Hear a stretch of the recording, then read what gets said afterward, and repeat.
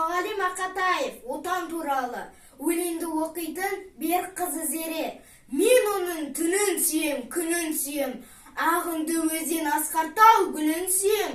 Мен оның қасиетті тілін сүйем, мен оның құдіретті үнін сүйем. Бар жәндігін сүйемін қыбырлаған, бәр маған отан деп сыбырлаған. Жаным менің кеудемді жарып шықты, боз торғай бұл оның шырылдаған.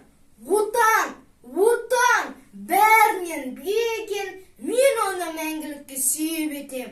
Отанды сүймеуімде күйі екен, отанды сүйгенімде күйі екен. Мені шығарсын шырық қылып, мені тастасын лақтырып. Отанымды сүйемін күліп тұрып, отанымды сүйемін жылап тұрып. Мені қайғыртсын қуансын да, мені басыма бақ бермесін. Мейлі жылатсын жұбатсын да, мен әйтеуір отаным жат көрмесін. Бәрсін бақытпен тең көремде, сүйем оны шексіздігін. Қапаланып қайсы бір пенделерге, өкпелесем отанға бетсіздігім.